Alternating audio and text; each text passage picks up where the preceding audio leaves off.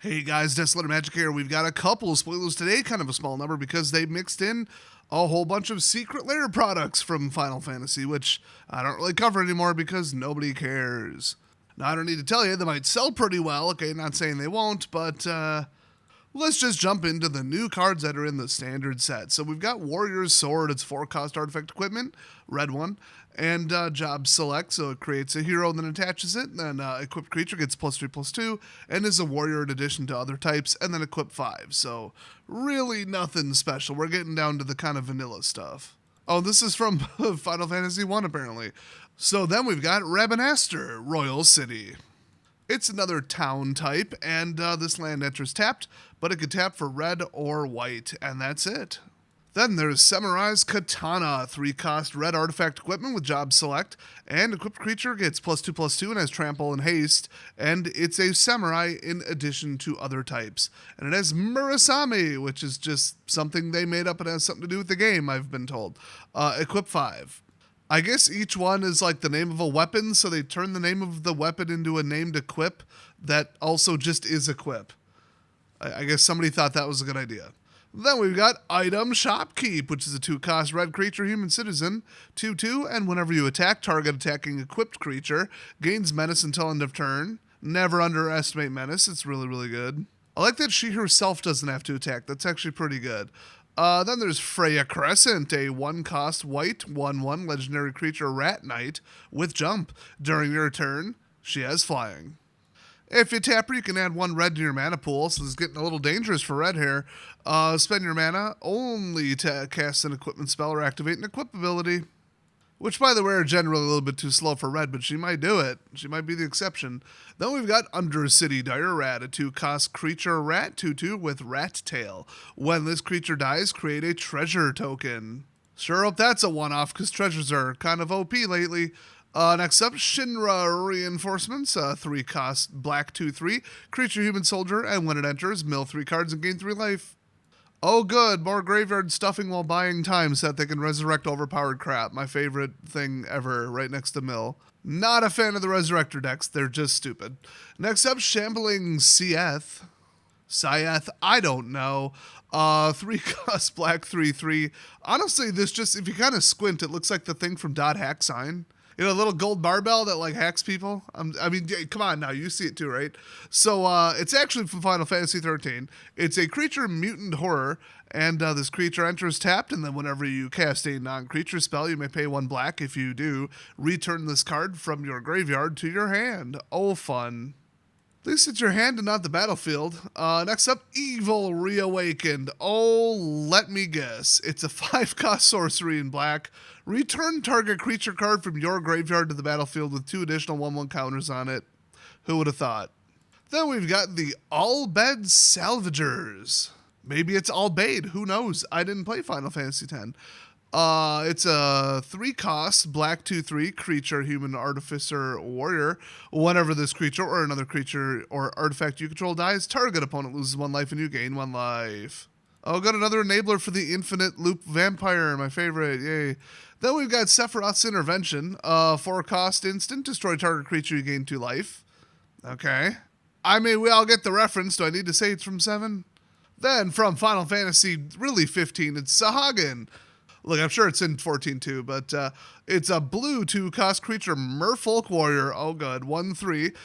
Whenever you cast a non-creature spell, if at least 4 mana were spent to cast it, put a 1/1 counter on this creature and it can't be blocked this turn. I gotta say, a lot of these cards, I'm like, well, that's kind of like a second-rate card that's a powerful, interesting twist, a little bit above normal, but so is the mana cost, which actually makes it perfect for limited. So this might be the opposite of Dragonstorm, which Dragonstorm may well have been the worst draft set I have ever seen since I started playing the game. It is so unbalanced and so terrible. It's so hard to pull off anything, and the disparity between like a low-powered deck and a high-powered deck that were both drafted by a competent person is like the Grand Canyon. Too much of like who's going to win is decided by pure luck and things that are out of your control as like player skill and decisions during the gameplay, and I don't like that. That's if I wanted to play competitive coin flipping, I just would. So next up, it's Retrieve the Esper. You don't need a mech for that, you need a Pokeball. So it's a 4-cost blue sorcery, create a 3/3 blue robot warrior artifact creature token, then if this spell was cast from a graveyard, put 2 1/1 counters on that token. Flashback 6, ooh. A little spicy, but nothing special, just like the rest of the set. Dreams of almost read that as lasagna, but we'll go with Laguna. It's a 2-cost blue instant.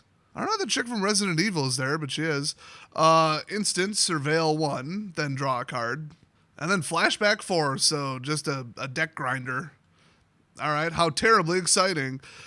Fate of the Suncrist. Oh, we're moving on to white. It's a 5-cost single white instant. This spell costs 2 less to cast if it targets a tapped creature. Destroy target non-land permanent. Always got to have one of these for draft. Then coming in from Final Fantasy 15, we've got the legendary, but not literally, Coeurl.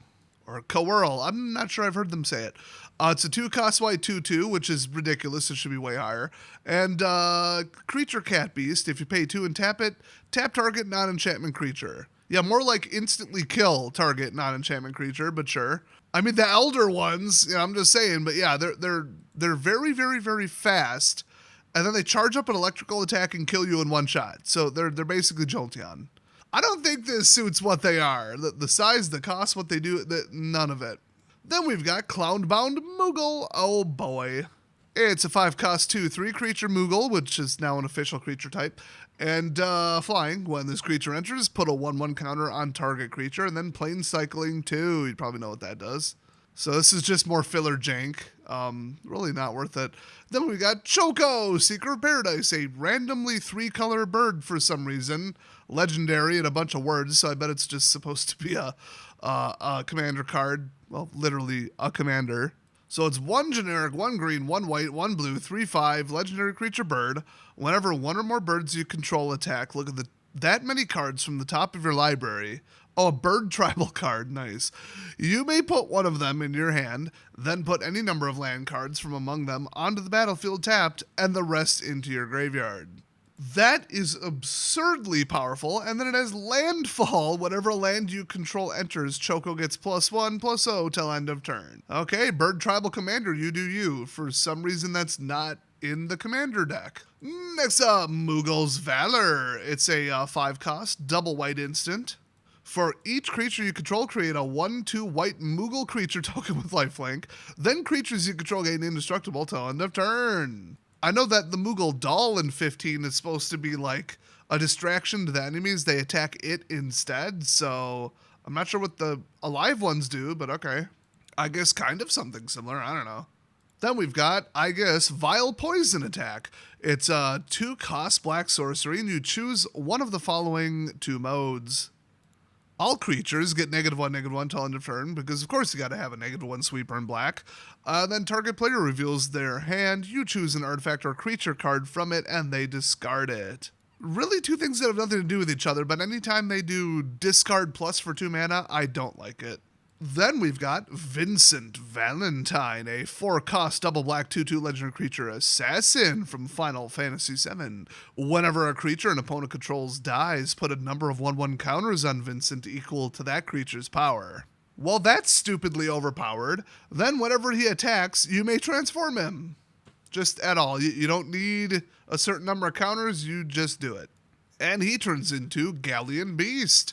It's a 3/2 legendary creature werewolf beast with trample and lifelink, and when he dies, return to the battlefield tapped, front face up. I think transforming doesn't keep counters. I'm not sure. I mean, going by the wording on return it to the battlefield tapped, front face up, like leave the battlefield then return it. Okay, but what about when he transforms forward instead of backwards? I don't remember the ruling on that. What an unusual card. Anyway, next up we got Valkyrie Aerial Unit. It's a 7-cost double blue 5/4 with flying, so I wonder if it really costs that. Nope, our affinity for artifact. And when this creature enters, surveil 2. So it's a 2-cost for 5/4, let's be honest. That's annoying. Don't really like affinity for artifacts. I really don't like any of the mechanics in this set so far. Still looks good for limited though. Next up, Matoya, Archon Elder. It's a 3-cost blue 1/4 legendary creature, human warlock, and whenever you scry or surveil, draw a card. But you got to do it after you scry or surveil, which that's a really interesting card, by the way, with a 1/4, so it's defensive too. I kind of like that. Next up, Phoenix Down, the legendary Resurrector. Nice. It's a 1-cost white artifact. You pay 2, tap it, exile this artifact and choose 1. Return target creature card with mana value 4 or less from your graveyard to the battlefield tapped, or exile target skeleton, spirit, or zombie. Oh, that's right. This is from Final Fantasy VI. So if you use a healing item on undead in general in the world of Final Fantasy, in the games that they let you do that, it will have the complete opposite effect. So instead of resurrecting them, it zeroes them. Without having played it, I'm still pretty sure I'm correct about that. Well, that's a real decent card for one. I mean, geez. Next up, White Aura Sight. It's 4-cost double white artifact. When this artifact enters, exile target non-land permanent and opponent controls until this artifact leaves the battlefield, and you can tap it for 1 in the meantime. Hey. Then there's Zack Fair. He's a 1-cost white legendary creature, human soldier, and Zack Fair enters with a 1/1 counter on it. I assume 1/1 for the hairstyle. And then if you pay 1, sack him, target creature you control gains indestructible until end of turn. Put Zack Fair's counters on that creature and attach an equipment that was attached to him to that creature. Well, isn't that generous of him? Then we're moving on to Astrologian's Planisphere. Maybe Astrologian, I don't know, it's not a real word.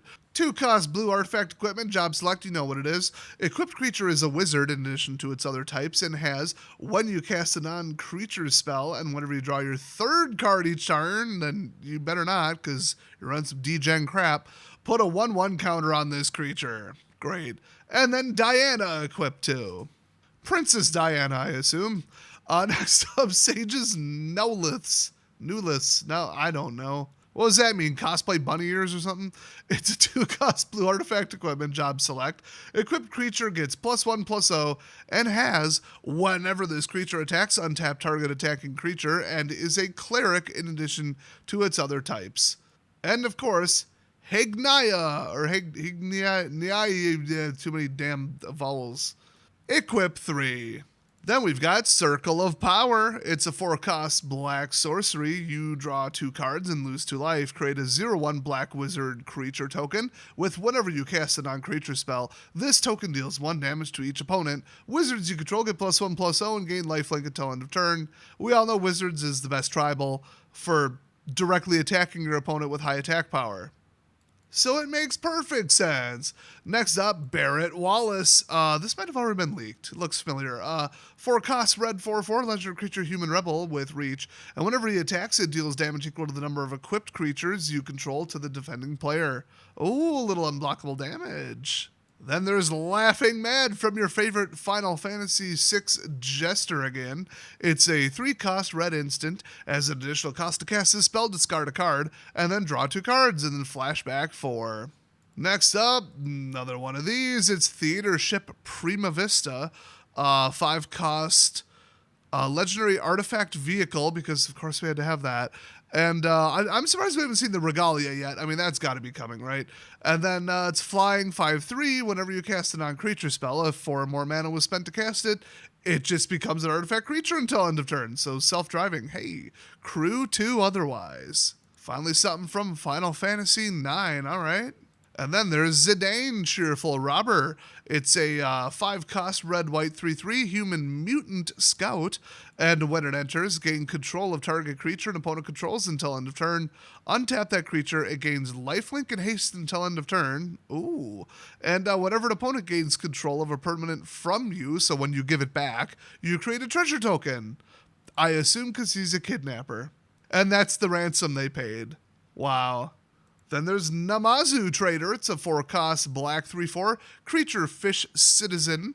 And whenever this creature enters, you lose 1 life and create a treasure token. And then whenever this creature attacks, you may sacrifice another creature or artifact. If you do, surveil 2. Not quite as good as Trading Post. but I see what they're going for there.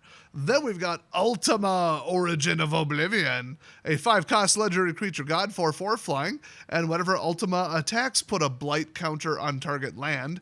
For as long as that land has blight counter on it, it loses all land types and abilities, and has tap for colorless. Wow. Whenever you tap a land for colorless, add an additional colorless. Now that is you, not them, so if you want to wreck their colors, cool. But if you tap or target your own, then you could tap for double, so you could do it on purpose. Interesting. Then we've got Ultima again. It's a 5-cost double white board wipe. Just destroy all artifacts and creatures, end the turn. Bye-bye. Interesting. That's from 16. I haven't played that one yet, but from what I saw from like 30 seconds of the combat, it's literally just Devil May Cry.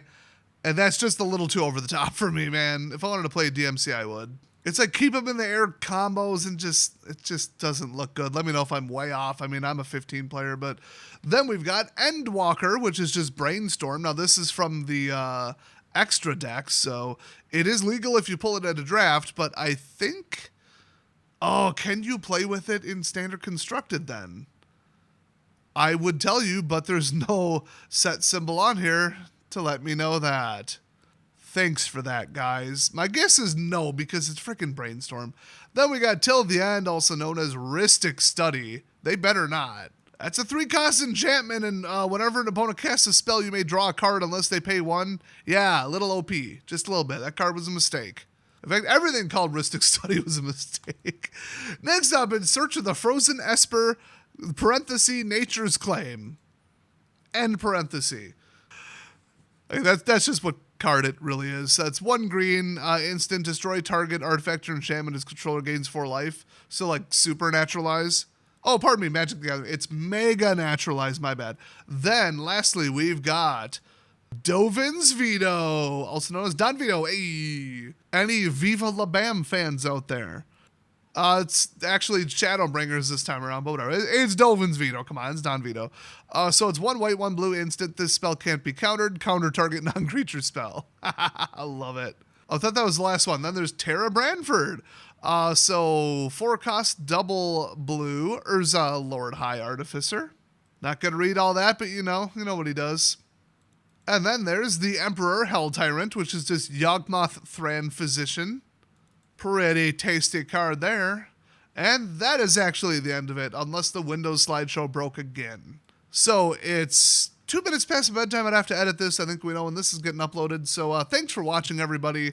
And I'll see you guys next time.